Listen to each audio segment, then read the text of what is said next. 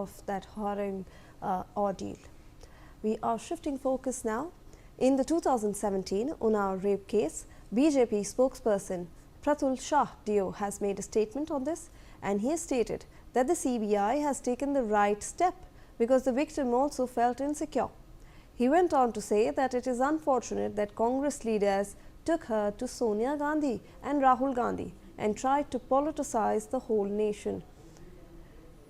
He stated that this should not be done in politics, and if one daughter is seeking justice and the court has not issued a judgment, one should wait for the judgment.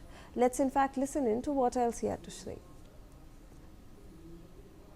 देखिए, CBI ने सही कदम उठाया क्योंकि पीड़िता भी वो कह रही थी कि वो असुरक्षित महसूस कर रही है, लेकिन अफसोसजनक बात कि वो कांग्रेस के नेता उसको राहुल गांधी और सोनिया गांधी के दरबार में ले जा रहे थे और उसका पॉलिटिकल यूज़ कर रहे थे, जो मुझे लगता है राजनीति में ऐसा नहीं करना चाहिए साहब। एक बेटी है, अगर वो इंसाफ मांग रही है, कोर्ट का अंतिम फैसला नहीं आया तो इंतजार करना चाहिए, पर कांग्रेस को सब चीज़ में राजनीति सूझती है। सीबीआई ने पहले दिन से ही वो स्पष्ट कर दिया था कि वो अपील करेगी इस आदेश के खिलाफ, कोर्ट के फैसले का इंतजार करना चाहिए। लेकिन ये गांधी परिवार जो रेप पर भी और जो तमाम चीज़ों पर राजनीति करता है, लेकिन दूसरी तरफ से जो उसके शासित राज्यों में जो जिस तरीके की चीज़ें हो रही हैं उसमें उसकी खामोशी, ये दो तरह का राजनीतिक जो है दोहरापन नहीं चलेगा।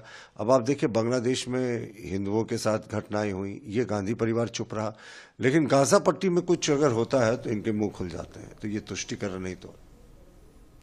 All right, joining us live on the broadcast is my colleague Manish Mehta with more on this. Manish, ये हम जो प्रतुल शाह के स्टेटमेंट सुन रहे हैं, इसके बारे में जरा हम बताएं। देखिए, प्रतुल सहदेव झारखंड बीजेपी के प्रदेश प्रवक्ता है और इन्होंने तीन बड़ी बात उन्नाव रेप केस से जुड़ी हुई कही है। पहला ये कि कांग्रेस पार्टी पर उन्होंने सीधा सीधा आरोप लगा दिया है तुष्टीकरण का, साथ ही रेप जैसे संवेदनशील मुद्दे पर राजनीतिकरण करने का।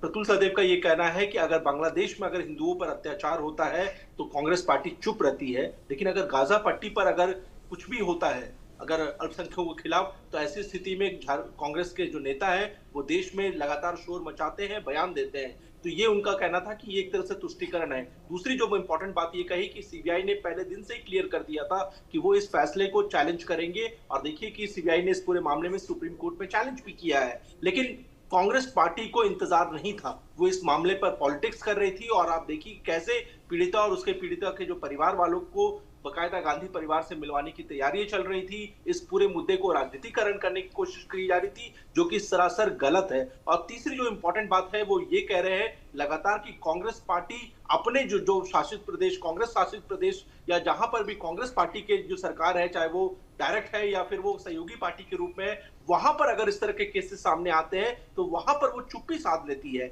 लेकिन जैसे ही बीजेपी शासित राज्यों के मामले सामने आते हैं तो वहां पर वो पॉलिटिक्स करने लगती है। तो एक तरह से उन्नाव रेप के इस मामले में जहां सीबीआई के कदम का बीजेपी ने स्वागत किया है, तो दूसरी तरफ कांग्रेस पार्टी के जो ये पॉलिटिकल स्टैंड है इस पूरे मामले को लेकर के, उस पर उनकी कड़ी आलोचना की है।